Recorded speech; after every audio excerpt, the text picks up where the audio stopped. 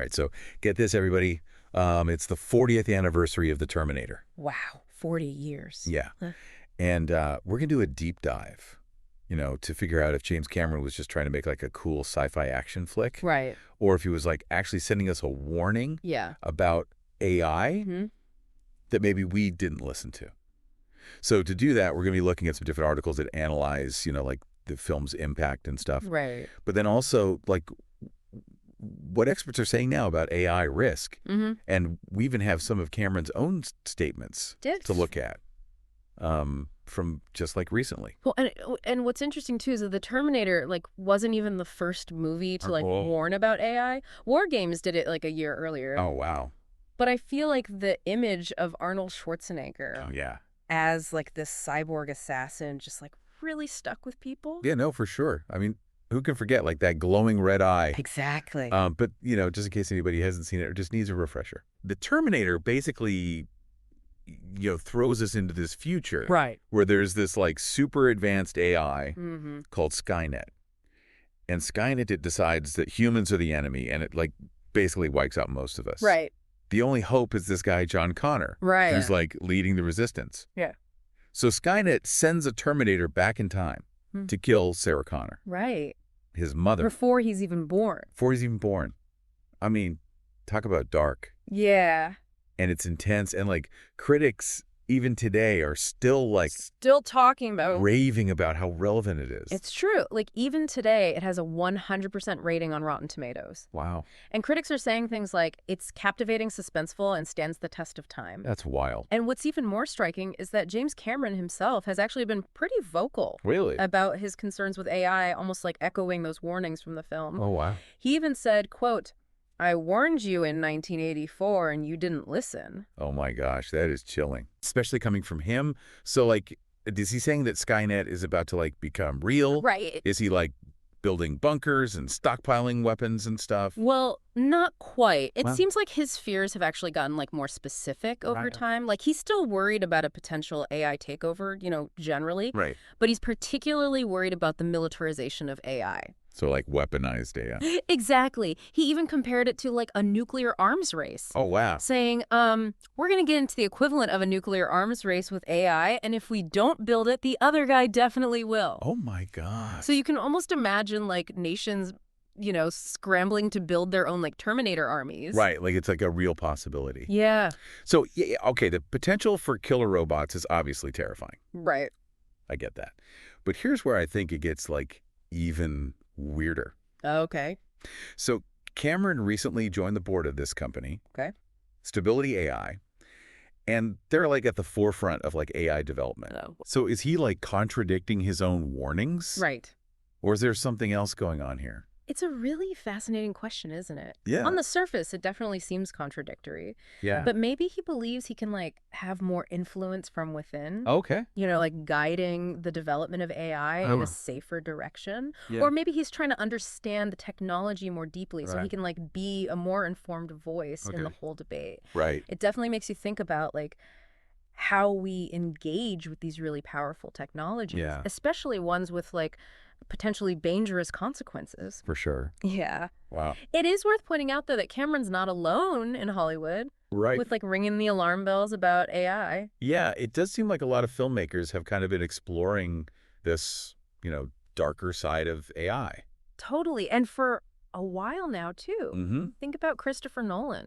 Yeah. The guy behind Inception and Interstellar. Yeah. He recently said something comparing AI to the atomic bomb. Wow. Like suggesting that we might be unleashing a force that we don't even fully understand. That's a scary thought. And like you can't forget about Blade Runner. Oh, yeah. By Ridley Scott. Of course. Which really makes you question, like what does it even mean to be human in a world with AI? Exactly. And then there's Steven Spielberg with AI, artificial intelligence, Alex Garland with Ex Machina, right. Denis Villeneuve with Blade Runner 2049, all grappling with, like the ethical questions and the potential consequences of like creating beings that could be smarter than us. Right. It's like there's this like collective anxiety about where AI might be taking us. Yeah.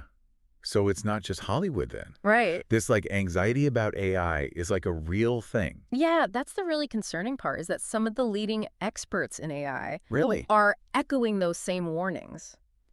What? And they're not just talking about like, killer robots. Oh. Stuart Russell, a professor of computer science at UC Berkeley, Okay. has raised some serious concerns about what he calls value alignment. Value alignment. What does that even mean? Okay, so it basically boils down to like, what if we create an AI that's super intelligent, but it doesn't share our values, like our ethics. It might go after goals that seem totally logical to it, but could be like devastating for us.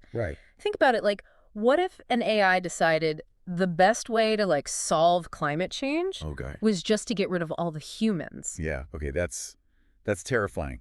So it's not just about AI becoming evil. Exactly. It's about like making sure that it understands and aligns with like what we consider right and wrong. Precisely. And this whole concept is explored in depth in Nick Bostrom's book, Superintelligence. It's like a must read for anyone who wants to really understand the potential risks of AI. Bostrom basically says that if we're not careful, we could accidentally create a superintelligence that views us the same way we view ants, insignificant and disposable. So we got like filmmakers and scientists worried about this stuff. That's a little unsettling. It is. But like, if even the experts are concerned, right, it seems like there's a real need to be super careful with how we develop AI. Absolutely. And here's where it gets even more like mind-blowing. Okay. Even some of the people who are like actively developing AI are urging caution. Wow. They're really emphasizing responsible development. Okay. Like people like Yoshua Bengio, a pioneer in deep learning, and Demis Hassabis, the co-founder of DeepMind, the company that created AlphaGo. They're saying, hold on, we need to think about the ethics of this. So the people building the future of AI are the ones saying we need to slow down. It's pretty powerful when you think about it. These aren't like, people trying to stop all progress. These are like literally the people pushing the boundaries of AI. And they're the ones saying, hey, we need to make sure this actually helps humanity and doesn't hurt it. Yeah, that makes a lot of sense. And then, of course, there's Elon Musk, who compared developing AI to summoning the demon. Okay, that's a pretty dramatic image. Yeah. So, like, how do we avoid summoning the demon? Like, what can we actually do to make sure that AI is developed safely and ethically? Well, that leads us to this really crucial question. Should we regulate AI? And if so, how? There's this growing consensus among experts that we need some form of regulation. But there's a lot of debate about what that should look like. Like Yoshua Bengio, who we mentioned earlier, he's a big advocate for regulation. He compares AI to the pharmaceutical industry, arguing that we need similar levels of oversight to keep things safe and prevent unintended consequences. So, like, we have all those tests and approvals for new drugs. Exactly. We should have something similar for AI. Exactly. But not everyone agrees with that. Oh, really? Jan LeCun, another leading AI researcher who works at Meta, thinks that putting a stop to all AI development would backfire. Like a complete stop. Yeah. Some people think that's what we need to do to avoid a catastrophe. But LeCun thinks that would stifle innovation and could even drive AI development underground. Oh, wow. Where there would be even less oversight. Okay, that makes sense. He thinks we need to find a balance. Encourage innovation, but also put safeguards in place. He thinks we need open AI infrastructure. Open AI infrastructure. What does that mean? So basically it means making the underlying code and data sets used in AI development more accessible and transparent. LeCun says that would allow for more collaboration and scrutiny, making it easier to spot and address potential risks. Kind of like open source software. Anyone can contribute to it, inspect the code, identify vulnerabilities. That makes sense. He also thinks we need clear safety standards for AI, similar to what we have in aviation. So instead of stopping everything completely, LeCun thinks we should focus on making AI development more transparent. Collaborative and accountable. Like build those safety features into the technology from the very beginning. I gotcha. And what's interesting is that even though they disagree on the approach, both Bengio and LeCun agree that we need to address AI risks, like, now. Okay. They both think we need to act now to make sure that AI helps us and doesn't harm us. So it's not a question of if we need to do something, it's how. Exactly. That's the real debate. Wow. So that was a lot. It was a lot. We went from, killer robots in the Terminator to actual experts, like debating the best way to regulate AI. Right. It really seems like science fiction is becoming reality. It does. And it's kind of a lot to take in. And that's why I think it's so important to have these conversations now, before it's too late. Yeah. The Terminator was a warning. And now we have all these experts, both in Hollywood and in the real world, who are like echoing those concerns. They're urging us to be careful. They're offering like different approaches to dealing with this, uncharted territory. Right. It's like we're figuring it out as we go. Totally. But I think it's easy to feel kind of overwhelmed by all this. Like, we're not AI experts. We're just like regular people trying to understand what's going on. Totally. So like, what does all this mean for us? Right. What can we actually do? Yeah. What role do we have in shaping the future of all this? Yeah, exactly. That's the million-dollar question, right? Yeah. And it's something we all need to think about. We might not be, writing the code for AI or designing the robots. Yeah.